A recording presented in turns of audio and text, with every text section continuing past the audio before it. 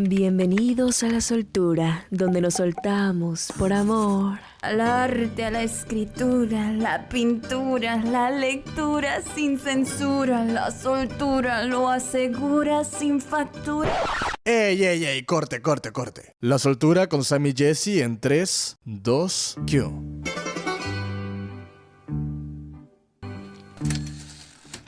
Renata García, 30 años, violinista mexicana, ha trabajado como músico, cuenta con una maestría en música con especialidad en violín. Ha trabajado como músico para distintas compañías de teatro, como Teatro de Ciertos Habitantes. Ha tocado con Andrea Bocelli, Prince Royce, Mijares y Patti Cantú. Le gusta leer y dibujar rostros e imágenes surrealistas. Además, es fan del psicoanálisis. Hola, bienvenidos a un capítulo más de La Soltura, un dominguito más. Yo soy Jessie y me encuentro nuevamente con Sam. Hola Sam, ¿cómo estás? Hola Jessie, muy bien. Oye, ¿y tú? Muy emocionada, hashtag muy emocionada, nuestro hashtag de siempre. Forever and ever, como dicen allá mis compas. Los del otro lado. Los del otro lado. Y es que hoy estamos muy emocionados porque vamos a hablar de arte, de violín, de toda esta fusión que tiene que ver con la música, pero específicamente en el violín. Y es un tema que me gusta mucho porque en lo particular el violín es un instrumento que siempre me ha llamado la atención. No sé tú qué opinas, Sam. Creo que es un instrumento que tiene como esa particularidad de ser el centro de atención. Sí, y alguna vez yo estuve interesada en aprender violín. Hace muchos años, no sé por qué no seguí con eso, pero sí, llama muchísimo la atención. Nuestra invitada del día de hoy es una invitadaza. Sí, la neta que sí, se la rifa, no solamente con el violín, se la rifa en la actuación, en la música, en el dibujo. No, hombre, shut up, mens, que está cañona. ¿Y quién es nuestra invitada del día de hoy? Tambores, por favor. Renata García. Bienvenida, Renata, desde Ciudad de México. Gracias, muchas gracias por invitarme a su podcast. Ya he escuchado varios capítulos y la verdad andan con todo. Ay, Renata, gracias. Gracias a ti por aceptar nuestra invitación. Siempre se puede hacer tiempo. Lo que todos queremos saber aquí en La Soltura es ¿por qué violín y no guitarra? ¿Por qué violín y no piano? ¿Por qué violín y no batería? A ver. No recuerdo exactamente por qué escogí el violín. Solo recuerdo que no sé, me quitaba la cabeza y insistí demasiado en que quería clases. Yo quería tocar el violín. Esto fue cuando tenía 5 años. Pero me imagino que lo viste en la televisión o lo escuchaste y dijiste ¿qué instrumento es ese? ¿O qué es lo que suena? ¿Qué fue? Algo que sé que es lo único que tal vez pude tener influencia de eso es que yo vivía en Aguascalientes en una unidad habitacional donde vivían varios músicos de la Orquesta Sinfónica de Aguascalientes. Y estos músicos que vivían ahí en esa unidad eran casi todos violinistas. Entonces yo siempre que salía a jugar, escuchaba algún violín por ahí. Es lo único que se me ocurre, que tal vez de ahí me vino el gusto. Puede ser, o probablemente el movimiento, no sé, yo no sé mucho sobre violín, pero algo que a mí me llamaba muchísimo la atención cuando era adolescente y que era algo que me gustaba y yo buscaba en internet, eran violinistas porque me llamaba muchísimo la atención cómo era que movían su cabeza y cuando ya entraban en el feeling hasta el sudor les salía y había un violinista que tenía su cabello larguito y no hombre, yo cada que lo miraba y su cabello mojado y así, yo decía no hombre, qué hombre tan guapo. Entonces a lo mejor por eso, no sé. Y creo que no solo su cabeza, también todo el cuerpo, ¿no? Esa manera en la que tocan el violín y transmiten con todo su cuerpo. Yo lo veo como una energía que va por todo el cuerpo y el resultado final es las notas que va emitiendo el violín. Porque de repente veo que bailan y que se mueven y que mueven los brazos y la cabeza y hasta las expresiones de su cara me causan muchísima como intriga. ¿Qué es lo que sienten? ¿Qué sientes, Renata, cuando lo estás tocando? Sí, no, definitivamente es un involucramiento de todo el cuerpo, a pesar de que solo estés moviendo, entre comillas, los brazos, sí involucra muchas cosas. Yo he descubierto recientemente que tienes que tener mucha fuerza en las piernas. Es que desde que estás parada, tienes que pararte de cierta manera que estés firme, que estés conectada con la tierra. Ya desde ahí usas como esa fuerza. Y luego como que también necesitas mucha fuerza entre el abdomen y la espalda baja. porque eso también detiene como todo lo de arriba, el cuerpo. Ya desde ahí viene como toda esta fuerza y bueno, desde la espalda es como que se transmite esa energía hasta los brazos, las manos, los dedos. Entonces sí, aparte del cuerpo también involucra demasiada concentración. Oye, Renata, ¿y un violín es pesado para los que nunca hemos sentido un violín o es ligero? Es ligero, yo lo diría en general es ligero, obviamente depende del violín, que tanto peso tenga, porque también hay diferencia de pesos entre los mismos violines, o sea, en general sí es ligero. Pero aún así necesitas estar bien plantada, porque ahorita que decías, tienes que estar bien parado y mucha fuerza en la espalda, yo me imaginé que era muy pesado. No, en realidad es no para sostenerlo, sino para hacer los movimientos que vienen como detrás, ¿no? O sea, de los brazos y de las manos. Yo pensé que no era necesaria como la fuerza, pero no, sí es necesario estar fuerte, al menos fuerte en la manera saludable de la palabra, ¿no? Para poder, yo creo que tocar cualquier instrumento. Y para mantener como ese equilibrio, ¿no? Sí, exacto, sí se necesita un equilibrio. Y sí, pues justo es necesaria la fuerza. Oye, ¿y te puedes lastimar tocando el violín? Sí. O sea, tiene su propia técnica, su propio agarre. Claro, y esto de hecho me recuerda mucho a un podcast que escuché de ustedes que hablaban de la técnica. Y es que la técnica es muy importante para dominar el violín. Si tú tienes una mala técnica, esto es lo que puede pasar, te puedes lastimar. Y pues eso no, nadie lo quiere, ¿no? O sea, tú no tocas para sufrir, al contrario. Entonces sí, o sea, es necesaria la técnica, es agarrar el instrumento de una manera eficaz y saludable. Fíjate qué interesante, porque uno pensaría nada más que lo agarras y órale, o sea, te aprendes las notas y... No. Oye, Renata, ¿y por qué se agarra así de ladito? Mis amigos chelistas me dicen que el violín es un instrumento muy antinatural. Lo dicen porque ellos traen el cello como en medio de las piernas, lo traen aquí enfrente. Entonces dicen que realmente es como muy natural hacer los brazos así como si fueras a dar un abrazo, ¿no? Como hacer este movimiento. Nosotros hacemos este movimiento, pero más bien acá arriba. Sí tenemos que hacerlo medio antinatural. Sí les creo, la verdad. Se ha adecuado para tocarlo con prácticamente entre el hombro y la barbilla. La barba. Antes, de hecho, en los instrumentos de hace muchos años, del barroco, de hace como unos 500 años, el violín se agarraba más bien como abajo, como que en el pecho, digamos, no se sostenía con la cabeza. Sí, sabes, yo he visto en películas que a veces salen los actores que hacen de violinistas y lo tienen como por aquí, bueno, yo pensaba que como por el brazo apoyado acá, pero tienes razón, es en el pecho. Ha cambiado la manera de sostener el violín y de... Me imagino que eso también influye en el sonido, la forma en la que lo agarras. Sí, cómo no, todo influye. Y justo, o sea, el hecho de que el violín esté o sea, digamos, la caja esté apuntando hacia arriba. ¿Has visto estas marquitas que son como unas Fs? Los bigotitos. Se les llama Fs porque pues tienen una forma de una F. Esos son los únicos hoyos que tiene el violín. Por ahí sale el sonido. Si no tuviera esos hoyos, pues no sonaría. Así como la guitarra tiene un circulito en medio, por ahí sale el sonido. Igual el violín. Entonces esos hoyitos están apuntando hacia arriba. Entonces el sonido sale como proyectado hacia el cielo, hacia los ángeles. Ay, oye. Suena muy bonito porque ahorita que estabas diciendo lo de que se lo colocaban en el pecho, se me vino algo a la mente que a lo mejor va a sonar muy cursi, pero no será porque tiene que ver con el corazón. Porque probablemente si estaba a la altura del pecho era porque se conectaba con el corazón y transmitía todo hacia arriba a los ángeles, como dices. Ya muy poético el asunto, ¿no? Qué bonito está lo que estás diciendo. La verdad es que lo desconozco, pero seguramente por ahí viene la información. Tal vez sí es eso, tal vez ese sí sea el origen de por qué traían el violín en el corazón, justo. Oye, pero aparte de esto, que está muy bonito que nos acaba de decir Jessica del corazón, sé por ahí que el violín está conectado con el diablo o que es algo del diablo. ¿Por qué? Paganini Detected. Exacto, sí. Yo creo que por Paganini, de ahí viene como esta asociación con el diablo, y más bien era a él. A Paganini lo asociaban con el diablo por su manera en cómo tocaba el violín. Era demasiado virtuoso. Él tenía una enfermedad en las manos.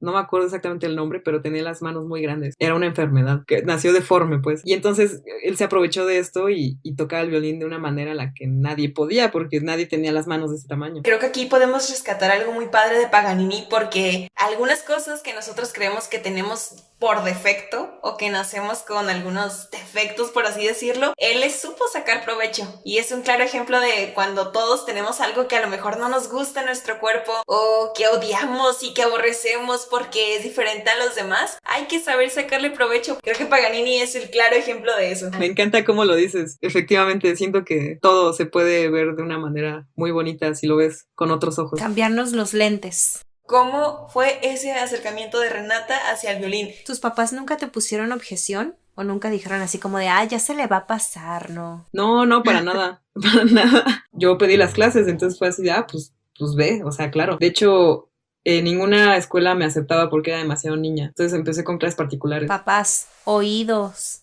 Si sus hijos les piden algo es porque ya lo traen ahí. Así que por favor, nunca les nieguen las clases, nunca les digan que no pueden. No, y la verdad, yo he tenido alumnos que son obligados por sus padres y la verdad, pobrecitos. O sea, yo sufro en las clases como maestra y ellos como alumnos. Pero los que sí, los que realmente quieren, wow. O sea, se pueden hacer cosas maravillosas. Oye, qué loco, ¿no? Ahorita que mencionas eso de los papás que obligan a sus hijos. ¿Cómo es? O sea, está bien extraño porque hay niños, como te decía ahorita, que ya, o sea, desde que nacen quieren, como los niños que quieren ser actores, los niños que quieren ser cantantes. Y yo quiero, y yo quiero, y yo quiero. Y a veces los papás son los que obligan a los niños, esos niños crecen frustrados también y está bien loco eso, se me hace un tema muy interesante que después deberíamos tocar y no obligarlos, mejor dejar que ellos decidan. No, y yo la verdad fue, o sea, como que yo lo escogí, te digo, no sé si ya lo traía o qué onda, tal vez mi mamá me puso mucha música cuando estaba embarazada, que eso también influye, pero el gusto por la música clásica, o sea, desde muy niña.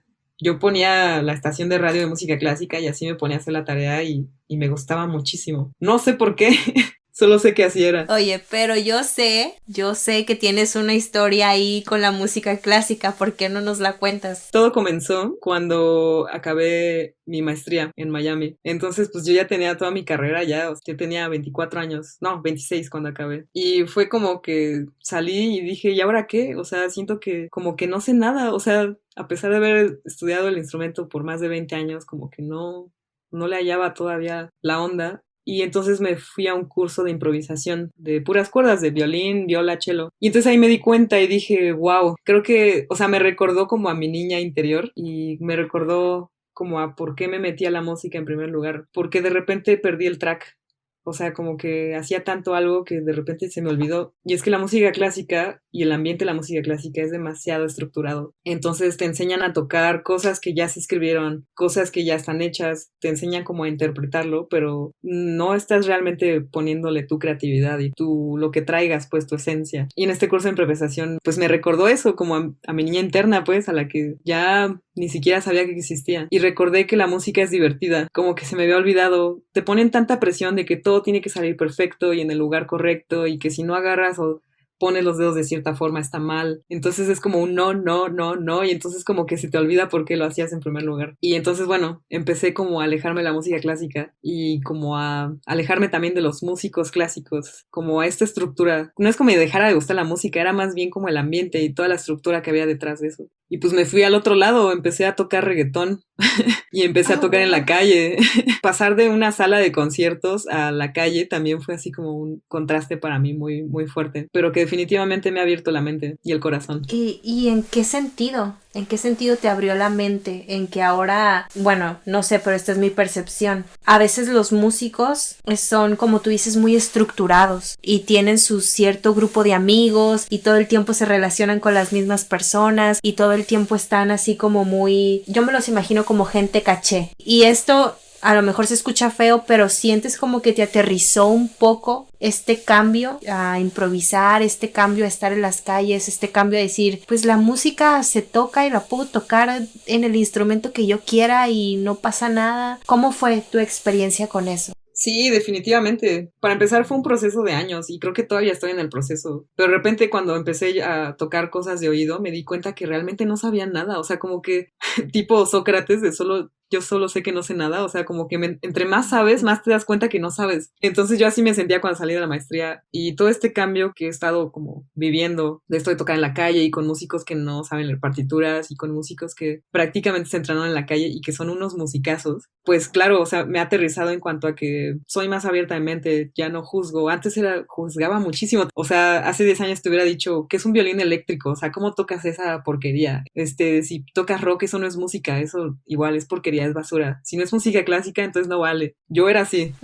Sí, y hay muchas personas así que van, como le dicen, como por la teoría, como por el lado académico. Creo que se olvidan de disfrutar la música y la música se disfruta, se vive. Exacto. Es eso. Hace poco andaba platicando con un gran músico, un jazzista, pianista mexicano, Alex Mercado. Estábamos diciendo de la educación musical en México y en realidad en el mundo. Este sistema, o sea, como que ser parte del sistema te educa ya como que mal, porque la música es un lenguaje y así como tú aprendes a hablar, pues así deberías aprender a tocar. Tú no aprendes con reglas, tú no aprendes a hablar con la gramática y sabiendo leer, o sea, tú primero imitas como puedes. Ya después vas viendo las reglas, ¿no? Así de, pues esto se escribe así, porque esto se dice así porque sigue esta serie de pasos. Entonces en la música nos enseñan al revés y pues esto no tiene sentido. Ya no es un lenguaje, ya es quién sabe qué cosa ahí. Y es por eso que la estructura nos deja con este freno. ¿Qué nos enseñaron de música en la escuela? En la escuela formal de música. Solamente flauta y una canción, nada más. Imagínate que yo voy a, no sé, al otro lado, a algún lugar que no sea México. Y les digo, ¿saben qué? Yo en la escuela llevé flauta. ¡Wow! ¡Qué padre! A ver, tócame una canción. Voy a quedar en ridículo porque no aprendí nada en mi clase. Es que, bueno, yo ahí creo que también depende del gusto de cada uno y de este gusanito del autodidacta, de querer aprender, investigar, y a lo mejor, pues sí, los maestros nos siembran esa semillita y ya depende de cada uno de nosotros desarrollarla, ¿no? Creo mucho que el maestro influye demasiado. O sea, sí, puedes tomar esa clase y hacerla tuya y hacerla increíble y que sea un juego, porque en verdad yo creo que todas las artes son un juego. Siento que el violín es un juguete, o sea, muy difícil de dominar, pero siento que es un juguete y que te dicen así de, mira, si mueves esta piececita va a pasar esto y si mueves esta, y entonces ya tú creas tus propias combinaciones y creas un juego de eso. Sí, eso sí. Entonces creo que si los maestros hicieran esto en un kinder o en una primaria, una secundaria donde se enseña la música, podrían convertirlo en un juego. Pero tú lo recuerdas como, ay, qué hueva. Mi clase de música donde me enseñaban 3 notas en la flauta y, o sea, te dejan una idea como bastante, pues, distante de lo que es realmente la música. La dan porque la tienen que dar. Sí, exacto. Y eso es por lo que yo peleo. O sea, por profesores que se interesen en sus alumnos, que se interesen en que aprendan, que hagan las clases divertidas, que no las hagan así, nada más de este resumen. Eso es lo que yo siempre he peleado y voy a seguir peleando. Creo que ahí la clave es la pasión, porque ya con el hecho de que tengas un profesor que le apasione la música, le apasione lo que haga, todo lo demás se va a ir como efecto dominó. Y ojo, creo que todas, por lo menos nosotras tres, sí hemos tenido profesores que les encanta dar clases y que son los profesores que recordamos con muchísimo cariño y a los que quisiéramos volver a ver y con los que quisiéramos volver a estudiar, pero también hemos tenido bastantitos, creo yo, de los de la otra categoría. Pues como todo, siempre van a haber maestros sin pasión, maestros con pasión. Ojalá todos fueran con pasión porque otro mundo sería. Los maestros cambian el mundo, tienen un gran poder en sus manos. Por eso les digo, profesores, si me están escuchando, sean muy apasionados de su carrera, si no, no la estudien. No, y creo que ahí es una cadenita. Exacto. Es una cadenita con lo que decían hace ratito. Tú lo que comentabas con tus niños, Renata, que los padres en muchas ocasiones quieren que sus niños aprendan a tocar el violín y los meten a clases y los niños no están interesados. ¿Qué pasa? Van creciendo y probablemente sí se hacen violinistas, pero son violinistas frustrados porque a lo mejor no querían hacerlo y no tienen esa pasión. Y es cuando realmente pues creas personas sin pasión porque no están haciendo lo que ellos querían, están haciendo lo que probablemente el papá quería hacer y lo reflejó en sus hijos y es como una cadena. Lo dijiste todo. Increíble. Sí, conozco violinistas que llegaron hasta nivel universidad y dijeron no, o sea, ya no quiero. Y empezaron la universidad como ya tarde, ¿no? Digo, afortunadamente se dieron todavía cuenta a tiempo, ¿no? O sea, hay muchos que sí se siguen y incluso te dicen, yo estudié violín por herencia, o sea, ya hasta le dicen herencia. Sí, pobrecitos, sí, realmente sí, pobrecitos. No les dieron chance de descubrir lo que ellos realmente querían hacer. Ay, no, es que qué triste. Eso de la herencia, de estudiar por herencia, no. Si yo tengo un hijo o una hija, jamás, hijo, escúchame bien, jamás te voy a obligar a hacer algo que no quieras. No digas eso puede ser usado en tu contra después.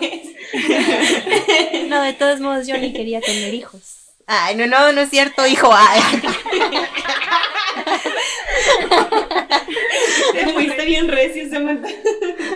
Oye, Renata, y ahorita que estabas comentando que experimentaste ya pues los dos extremos, también la parte cuando empezaste a tocar reggaetón, me recordaste mucho de una violinista que es muy famosa que se llama Lindsey Stirling. Ella también inició así, ¿verdad? Bueno, yo desde que tengo memoria siempre he tocado un poco más de música pues moderna, música actual, y la lleva al violín y lo hace de una manera increíble, y yo le aplaudo mucho eso porque hay gente que no le gusta quizá escuchar música clásica y ella llevó como ese formato del violín, lo sacó de ese contexto y lo llevó a otro contexto y fue muy bien recibido. Sí, súper sí, yo soy una gran fan de ella. De hecho, por ahí estaba buscando el libro, compré un libro de ella y me leí toda su vida. Wow. Yo la admiro muchísimo justo por eso, porque se salió del cuadro en el que estaba etiquetado como el violín y todo su contexto. Y no solo eso, sino que lo lleva como a... O sea, creo que ella es como su mejor versión cada día. O sea, la admiro Sí. como persona humano, aparte de violinista, ¿no? Ella, de hecho, o sea, obviamente creo que todos los violinistas, y eso estaría genial cambiarlo, pero todos empiezan con técnica clásica, digamos, ¿no? Con libros clásicos y todo esto. La verdad es que para tocar el violín sí se necesita una estructura. Esto es muy necesario. No puedes llegar así nada más a tocar, así como tú decías, Sam, así de que nada más te lo pones y ya tocas. O sea, no es tan fácil, involucra demasiados movimientos ahí, pero justo llegará un momento en el que ya puedas tú abrirte camino. Y creo que es lo que hizo ella. O sea, ella empezó, digamos, con el clásico. Dice que nunca le agradó mucho. Y en un momento creo que hicieron como de estas cosas gringas, así de que en sus escuelas ponen así como el show de talentos. Entonces ella participó y aparte era un concurso, creo.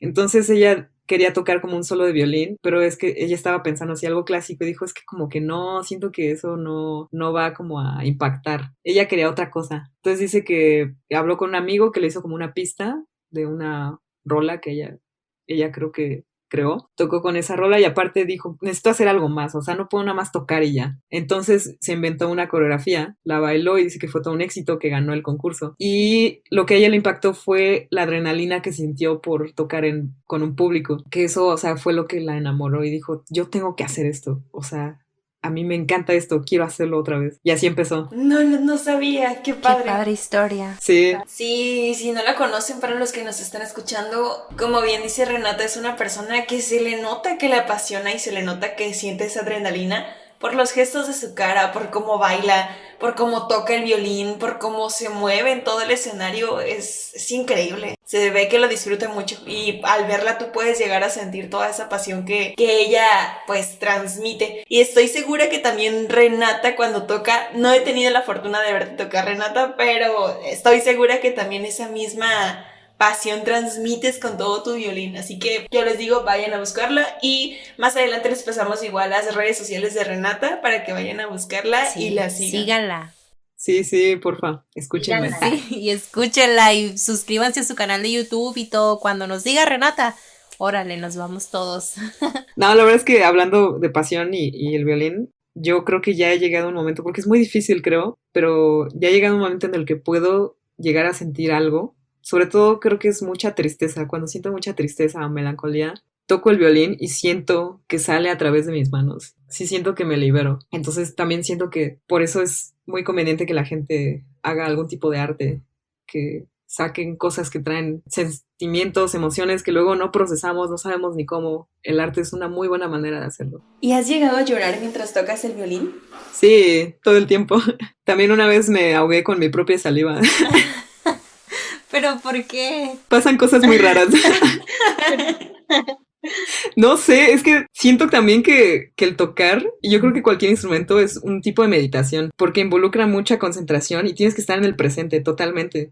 O sea, si tú estás pensando en lo que tienes que comprar del súper, o sea, ya estás en el olvido, pues estás en automático y realmente no estás haciendo lo que estás tocando, ¿no? Entonces siento que es como un tipo de meditación, entonces de repente siento que como que te vas, te pierdes y pues no sé, o sea, una vez se me fue la saliva, no sé por qué, o sea, como que me empecé a ahogar, así. Yo creo que el violín es como una representación de nuestra propia voz, así como cada instrumento de la persona que lo toque. Es simplemente una extensión de tu cuerpo, entonces... Eso era lo que iba a decir, una extensión del cuerpo. En comunicación hay una teoría, me parece que era McLuhan, que decía que el celular, que todas estas nuevas tecnologías eran una extensión de nuestro cuerpo. Pero sí, todos los instrumentos, al igual que todos estos aparatos, son una extensión de nuestro cuerpo. Pues sí, creo que en realidad podemos hacer extensión varias cosas, no nada más el instrumento o cualquier cosa. O sea, tenemos manos, tenemos pies, o sea, realmente, por ejemplo, los que escalan, tal vez su extensión es la montaña, o sea... El objetivo es crear conexiones con algo, ¿no? Que tus emociones conecten con algo. Exactamente, y transmitirlas.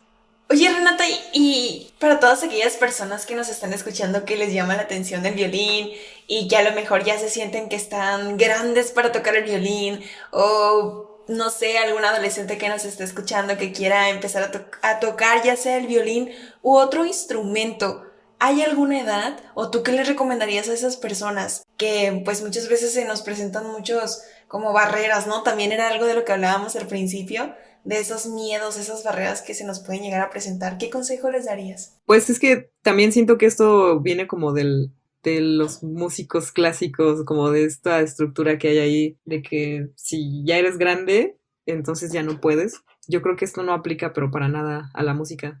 Tal vez a los bailarines, porque el cuerpo ya no da. Pero en instrumentos, o sea, yo creo que puedes empezar a los 70 años. ¿Y cuál es el problema? O sea, qué bueno que todavía tengas energía y ganas de vivir, o sea, qué mejor. Y de aprender un instrumento, yo lo aplaudo. Sí, hay que cambiar el chip un poquito. Sí, vemos la vida como en Como por edades, ¿no? Limitada. demasiado. Por bloques. La vida no se acaba hasta que se acaba.